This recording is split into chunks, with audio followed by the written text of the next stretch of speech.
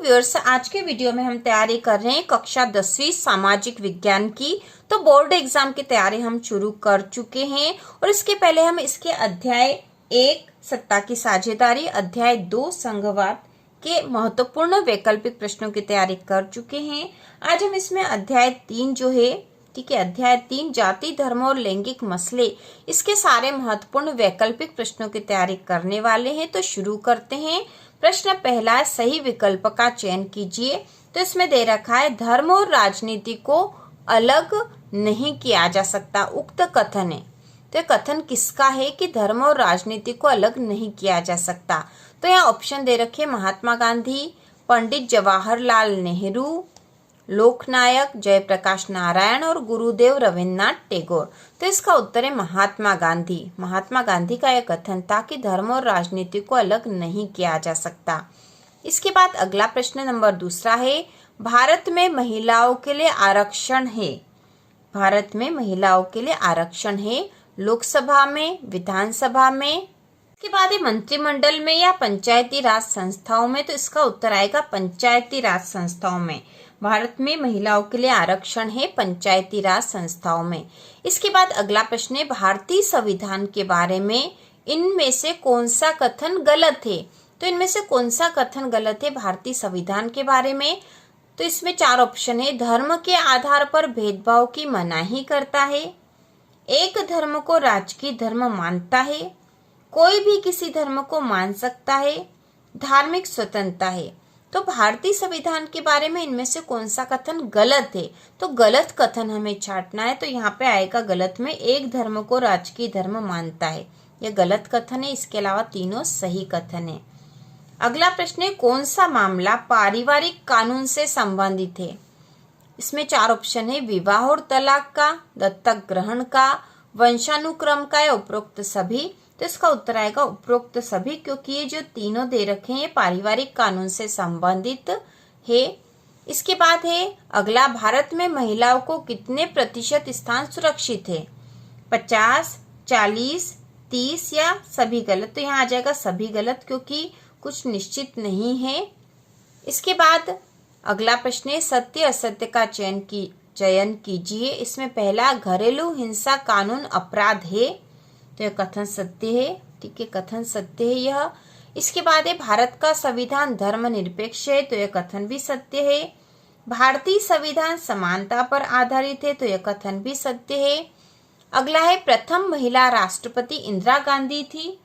तो यह कथन असत्य है, क्योंकि प्रथम महिला राष्ट्रपति इंदिरा गांधी थी। तो यह कथन गलत है। इसके बाद है, ज्योतिबा फुले समाज सुधारक थे। तो यह कथन सत्य है। इसके बाद अगला प्रश्न है, खाली स्थानों की पूर्ति कीजिए। तो इसमें पहला है, पर आधारित सामाजिक विभाजन सिर्फ भारत में था। तो यहाँ पे आएगा जाति पर आधारित, ठीक है, जाति पर आधारित सामाजिक विभाजन सिर्फ भारत में था। दूसरा है, जब एक धर्म के विचारों को दूसरे से श्रेष्ठ माना जाता है तो उसे कहते हैं। तो इसका उत्तर आएगा, उसे सांप्रदायिकता कहते हैं। सांप्रदायिकता, ठीक है, सांप्रदायिकता कहते हैं जब एक धर्म के विचारों को दूसरे से श्रेष्ठ माना जाता है तो उसे, तो यहाँ पे आएगा सांप्रदायिकता। सांप्रदायिकता, जब एक धर्म के विचारों को दूसरे से श्रेष्ठ माना जाता हो तो उसे सांप्रदायिकता कहते हैं। इसके बाद अगला प्रश्न है, राष्ट्रपिता के नाम से जाना जाता है। तो किसे जाना जाता है। तो यह सबको पता है कि राष्ट्रपिता के नाम से महात्मा गांधी को जाना जाता है। महात्मा गांधी को जाना जाता है। इसके बाद अगला रिक्त स्थान है, भारत के प्रथम विधि मंत्री थे। तो इसका उत्तर है डॉक्टर अंबेडकर। डॉक्टर अंबेडकर जो थे भारत के प्रथम विधि मंत्री थे। अगला है, भारत में वयस्क मताधिकार की आयु है। तो भारत में वयस्क मताधिकार की आयु है 18 वर्ष। 18 वर्ष जो है भारत में वयस्क मताधिकार की आयु है। इसके बाद अगला प्रश्न नंबर 4 है, एक वाक्य में उत्तर दीजिए। इसमें पहला है, अमेरिका में नागरिक अधिकार आंदोलन चलाया गया। तो अमेरिका में नागरिक अधिकार आंदोलन चलाया गया था 1955 से 68 में, 1955 से 68। दूसरा है, काले दस्ताने और बंदी मुठ्ठियां अमेरिका में प्रतीक है। काले दस्ताने और बंधी मुठ्ठियां अमेरिका में प्रतीक है, तो यह प्रतीक है अश्वेत शक्ति की। अश्वेत शक्ति का प्रतीक है, अश्वेत शक्ति का। अगला है टॉमी स्मिथ और जॉन कार्लोस कौन है? तो ये थे अमेरिकी धावक, अमेरिकी धावक। अगला है लैंगिक असमानता क्या है? तो लैंगिक असमानता क्या है का उत्तर आएगा लैंगिक आधार पर भेदभाव करना। लैंगिक असमानता है लैंगिक आधार पर भेदभाव करना। इसके बाद अगला है राष्ट्रीय महिला आयोग का कार्यालय कहाँ है? तो इसका उत्तर होगा राष्ट्रीय महिला आयोग का कार्यालय है नई दिल्ली में।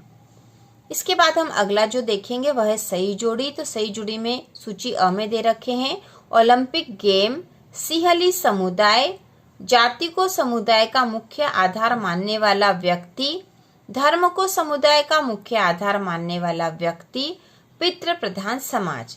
इसी प्रकार से सूची ब है श्रीलंका, भारतीय समाज, सामुदायिक, मेक्सिको सिटी और सांप्रदायिकता। तो इसकी जोड़ी बनाएंगे तो सबसे पहला है इसमें ओलंपिक गेम, ओलंपिक गेम।